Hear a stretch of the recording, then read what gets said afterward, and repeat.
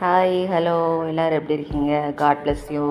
என்ன ரெசிபி பார்க்கலான்னா, நண்டு பொரித்து அது பச்சை மிளகாய் போட்டு ஒரு பெரட்டி எடுக்கிற மாதிரி ஒரு ரெசிபி தான்.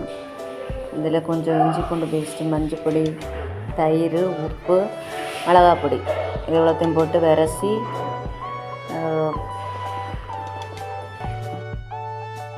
தீ பற்ற வச்சு அதில் எண்ணெயோட சட்டி இருக்குது, அந்த எண்ணெய் சட்டி தூக்கி அடுப்பில் வச்சுக்கலாம். எண்ணெய் காஞ்சதுக்கப்புறம் அதில் நண்டை போட்டு வெட்டி வச்ச வெங்காயத்தை அதை மிக்ஸ் பண்ணி வச்சுருந்த கோப்பை இலையை போட்டு அந்த மசாலாவோட பரட்டி வச்சுக்கலாம். அப்புறம் மல்லி இலையும் பச்சை மிளகாயையும் பொடி பொடியாக நறுக்கி வச்சுக்கலாம்.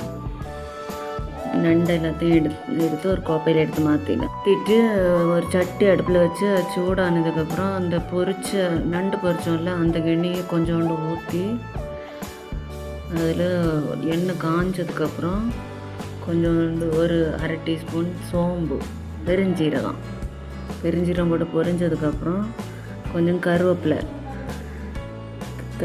போட்டுட்டு பொரிஞ்ச உடனே அந்த மசாலா நண்டு வரணும்ல அந்த மசாலாவில் பெரட்டி வச்சுருக்க அந்த வெங்காயத்தை அதில் போட்டு நல்லா வதங்கிக்காங்க வரட்டும். கொஞ்சம் அரை பாதி அளவு வதங்கினா போதும். அதுக்கப்புறம் அதில் கொஞ்சம் அந்த வெங்காயத்துக்கு தேவையான அளவு உப்பு போட்டுக்கணும். போட்டுட்டு பாதி வதங்கி வரும்போது அதில் அந்த ஒரு பச்சை மிளகாய், அது கொஞ்சம் ஒரு கை அளவு தான் வரும், அதை போட்டு வதக்கணும். வதக்கிட்டு அப்படியே வதங்கி வரும்போது 1/4 டீஸ்பூன் மஞ்சள் பொடி போட்டுருவோம்.